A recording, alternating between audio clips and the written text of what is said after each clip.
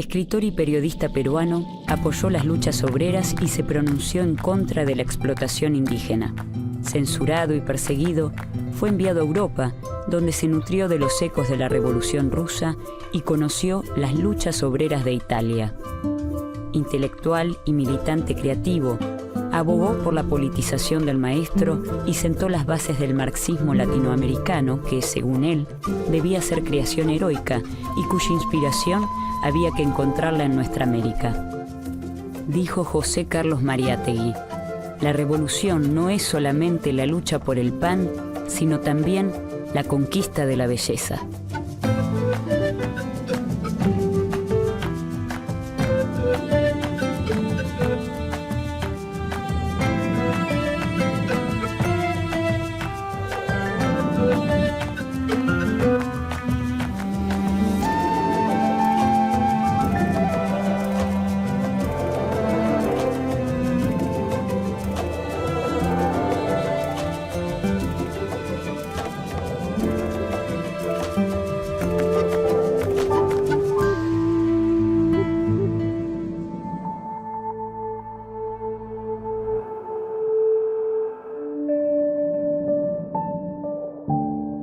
José Carlos Mariátegui nace en 1894 en Moquegua, al sur de Perú.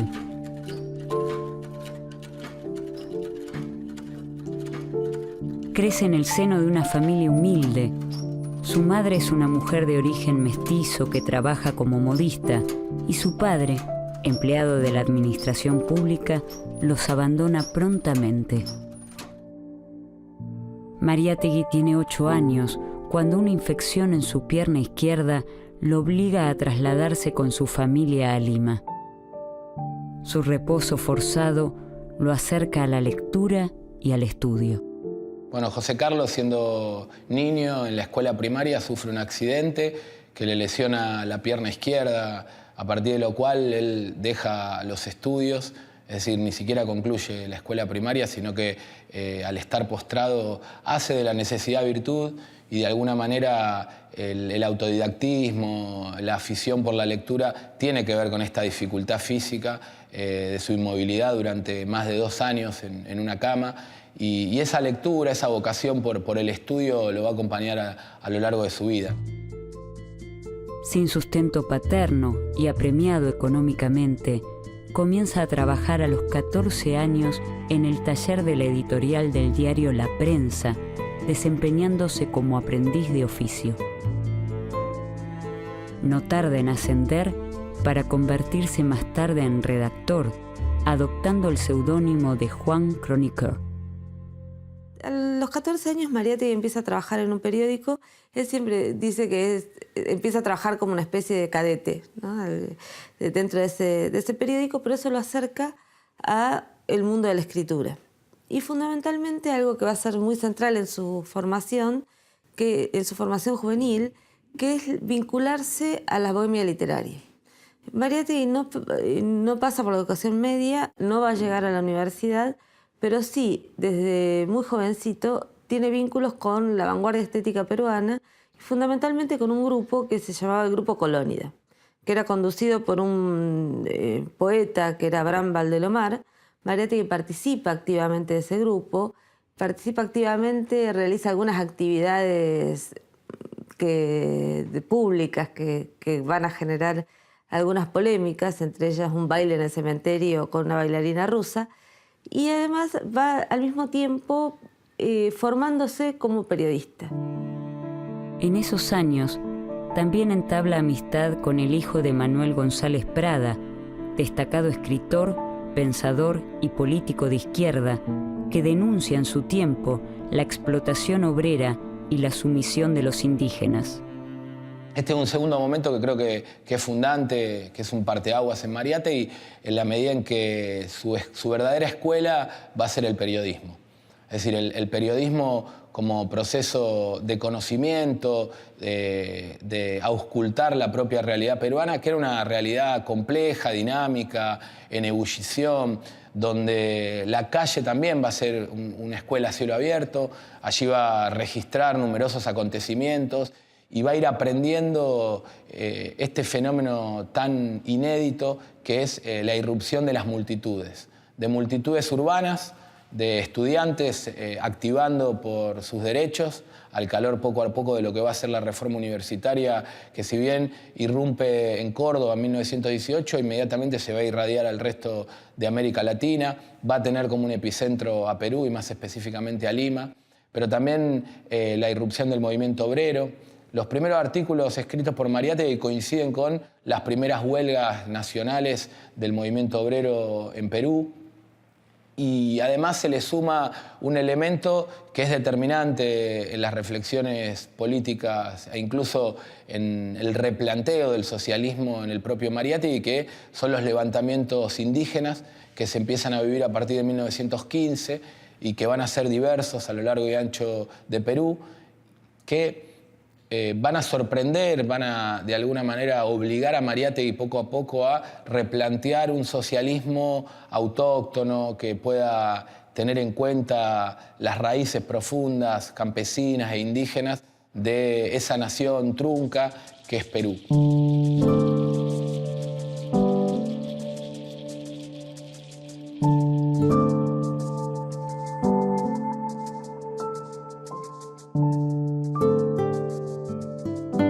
En este contexto, y con apenas 25 años, José Carlos Mariátegui funda a principios de 1919 el diario La Razón, desde donde defiende las ideas reformistas y apoya las luchas obreras y estudiantiles.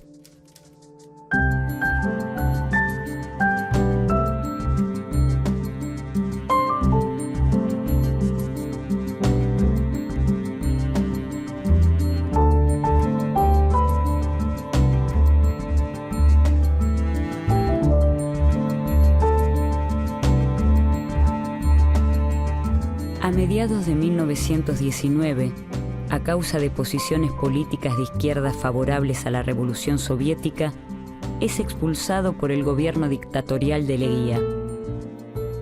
Ante la alternativa de ser encarcelado, Mariátegui recibe una beca que lo aleja de Perú y emprende un viaje por Europa.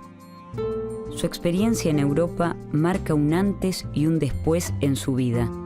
Allí hace su primer aprendizaje marxista y decide consagrar su vida al socialismo revolucionario en Perú. Reniega de sus escritos anteriores y define su pasado como la Edad de Piedra. Él, de alguna manera, por una especie de exilio blando otorgado por el gobierno de Augusto Leguía y por las incomodidades que generaba Mariátegui como militante ya, como periodista comprometido de la época, lo envían a Europa. Y Europa diría que es su segunda escuela, ¿no? Si la primera escuela es el periodismo peruano, el poder registrar y dar cuenta de los acontecimientos y de estas multitudes en ebullición en esa Perú tan compleja y diversa, hay una segunda escuela que es también a cielo abierto, en una coyuntura de crisis civilizatoria, que es Europa y más específicamente Italia. Mariátegui llega a Italia durante los años del ascenso de las luchas obreras y la abandona con el fascismo en alza. La experiencia europea y particularmente su estancia italiana dejan una marca permanente en su concepción política. En Europa conoce las propuestas de Georges Sorel y Antonio Gramsci y comprende la importancia del mito como motor para emprender las luchas sociales. El concepto de mito que él retoma de Georges Sorel y de su libro Reflexiones sobre la violencia es un elemento fundamental para entender el socialismo indoamericano de Mariátegui, porque el mito no tiene que ver con una mentira, con una ficción, con un distanciamiento de la ciencia que poco beneficia a un proceso revolucionario, sino que por el contrario, el mito es un elemento catalizador, es un elemento movilizante, tiene que ver con los afectos, con las pasiones, con las imágenes que activan a los sectores populares en pos de la transformación de la realidad. Y ya no va a ser el mito de la huelga revolucionaria como en Sorel, sino que vamos a estar en presencia de el mito del Ayllu, el mito de la comunidad indígena, el mito del Tahuantinsuyo como una civilización alternativa a la que estaba en decadencia en aquel entonces en Europa.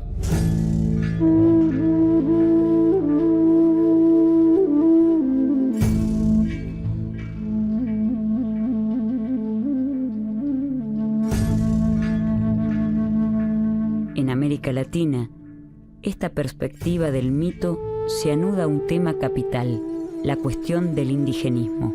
De allí Mariátegui extrae el mito incaico. No es la civilización, no es el alfabeto del blanco lo que levanta el alma del indio. Es el mito, es la idea de la revolución socialista. En ese mismo viaje, conoce además a quien será la compañera del resto de su vida, Ana Chiappe. Juntos tienen 4 hijos. Residí más de 2 años en Italia, donde desposé una mujer y algunas ideas.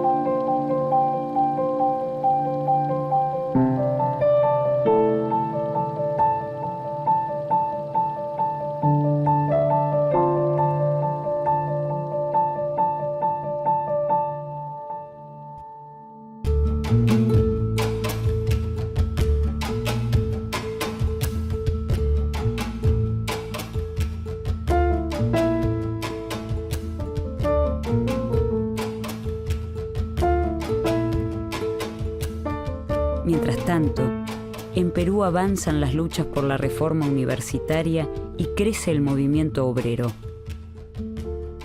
Perú continúa bajo el gobierno dictatorial de Augusto Leguía, quien lleva adelante un régimen represivo y políticas de entreguismo económico a Estados Unidos. Corre el año 1923 y Mariátegui regresa a Perú y se propone no solo difundir la doctrina marxista, sino revisarla a la luz de su propio país.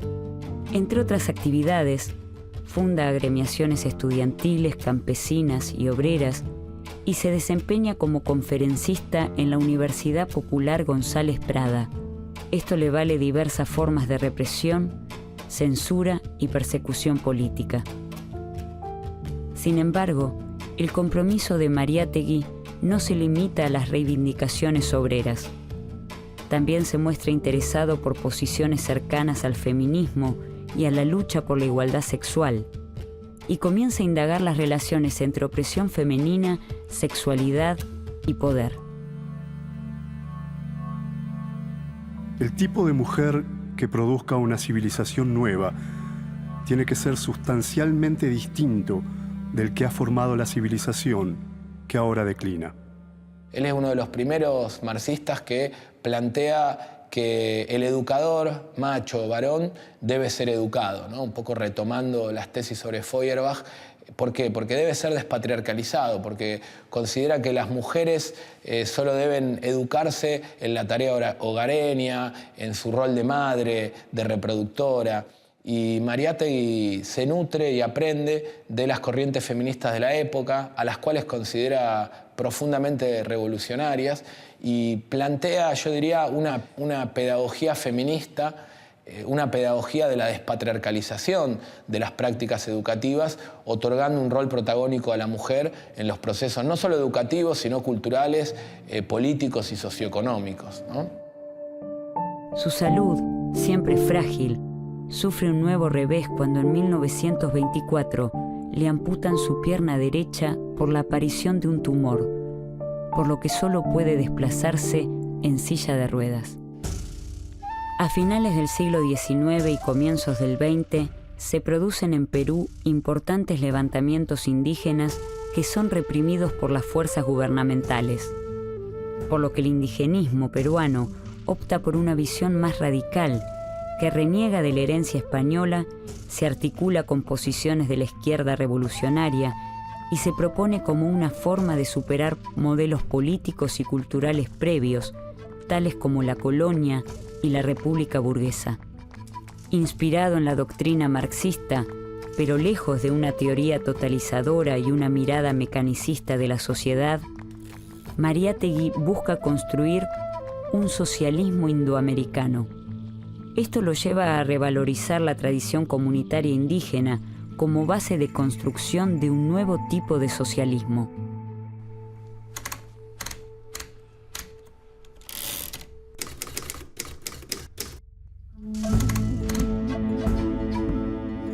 Amauta resulta su proyecto editorial más importante. Desde sus páginas, Mariátegui presenta las claves políticas e ideológicas sobre las cuales fundar un proyecto socialista indoamericano. La revista Amauta es quizás la revista más importante que se editó en toda la región, comparándola con todas las revistas de vanguardia que se editan en los 20 en América Latina, y que porque tiene la singularidad totalmente propia de articular vanguardia estética, teoría y apuesta política marxista e indigenismo. Junta esas cuatro cosas. Si uno ve el primer número de Amauta, en el primer número, por ejemplo, año 26, publican la primera traducción de Freud al castellano, Introducción al psicoanálisis. Y así, digamos, tiene ese nivel de experimentación y de novedad permanente. Amauta iba a llamarse originariamente Vanguardia, y creo que es un dato muy curioso que finalmente decidan ponerle Amauta, que en lengua indígena significa maestro, el conocedor, aquel que porta determinados saberes y que los socializa, los difunde al interior de su propia comunidad y hacia otras latitudes. Esta idea del Amauta, del maestro indígena, no solo en términos personales, sino colectivos, ¿no? Una revista que oficie como nexo articulador de estas diferentes experiencias de lucha, de estas tradiciones culturales, artísticas, pero también de las distintas vanguardias políticas, tanto en Perú como en el resto de nuestra América e incluso en otras latitudes mundiales, como es el caso de Europa, mixturarlas, ponerlas a dialogar en pie de igualdad. Dicha empresa no puede desvincularse de una profunda comprensión de las particularidades de la realidad latinoamericana sobre las cuales construir un socialismo autóctono.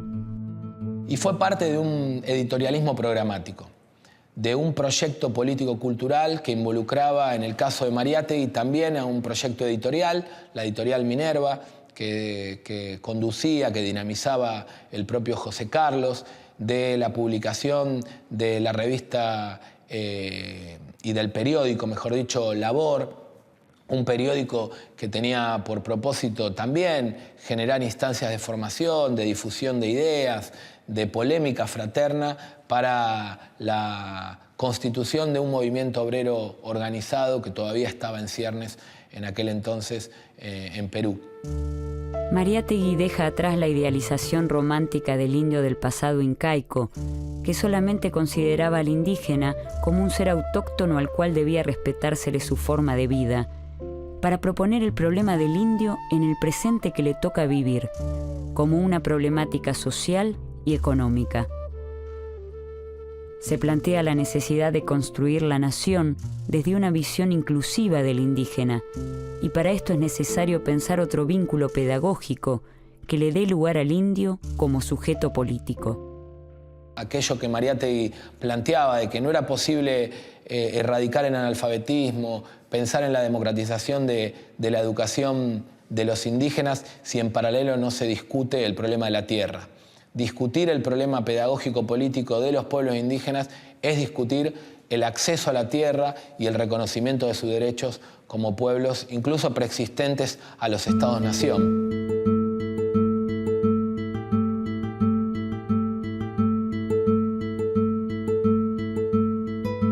En junio de 1927, la revista Amauta es clausurada por la supuesta existencia de un complot comunista para derrocar el gobierno de Leguía. Su casa es allanada en varias ocasiones y sufre el acoso policial. En 1928, Mariátegui rompe con el APRA, la Alianza Popular Revolucionaria Americana, partido fundado por el pensador y político Aya de la Torre, y crea el Partido Socialista Peruano, más cercano a los lineamientos de la Tercera Internacional. Ese mismo año, José Carlos Mariátegui publica su famoso 7 ensayos de interpretación de la realidad peruana, uno de sus libros fundamentales y aún vigente para la reflexión sobre la situación latinoamericana. Al respecto, en su advertencia expresa: Mi pensamiento y mi vida constituyen una sola cosa, un único proceso. Y si algún mérito espero y reclamo que me sea reconocido, es el de también, conforme un principio de Nietzsche, meter toda mi sangre en mis ideas.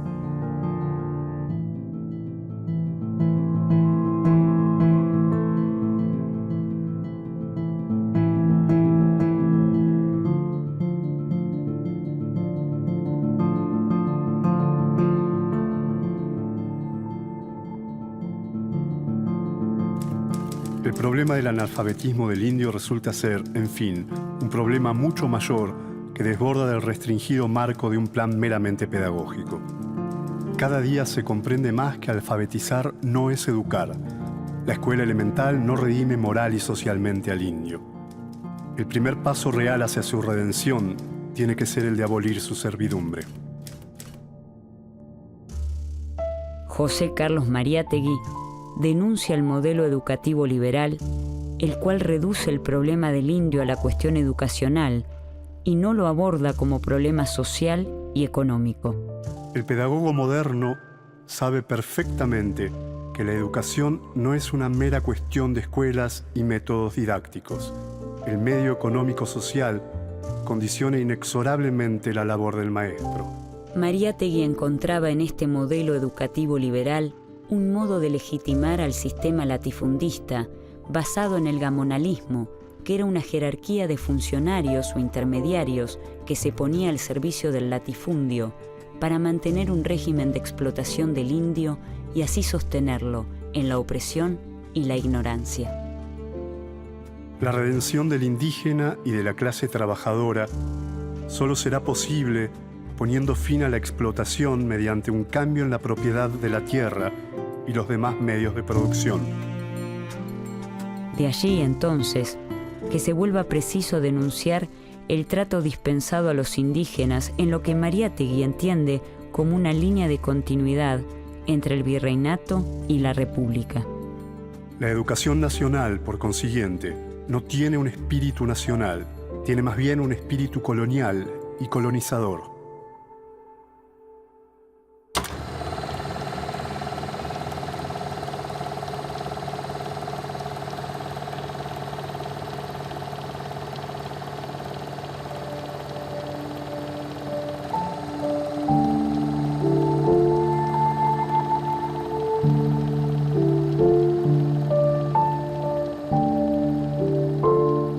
Mariátegui tiene previsto viajar a Argentina por motivos políticos y médicos.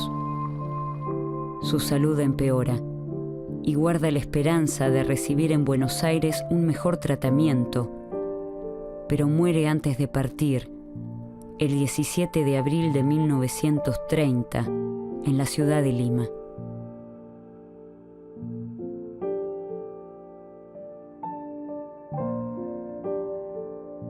Yo tengo la impresión que Mariátegui era anacrónico, en el sentido de su época no podía ser leído. Vos lo lees y te da la impresión que Los 7 ensayos fue un libro que no tuvo impacto en el momento. Digamos, el Partido Socialista no solo desmariáteguiza porque Mariátegui muere, sino porque ya había perdido. Digamos, había sido derrotado, todas sus hipótesis políticas habían sido derrotadas. O sea, que el problema de esa obra es que es anacrónica, es inactual en el momento que se escribe y es actual posteriormente. Es una cosa, es muy raro eso, pero pasa con muchas obras, digamos, que a su época no le pueden hablar o dicen cosas que nadie puede escuchar en ese momento y que sí le hablan a las generaciones posteriores.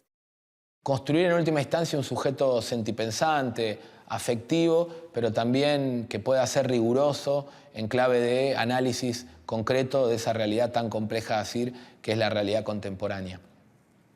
Yo diría que la idea de construir un socialismo original, autóctono, y pensarlo de manera integral como alternativa civilizatoria y no solo en la clave de una impugnación a la dimensión económica de la explotación.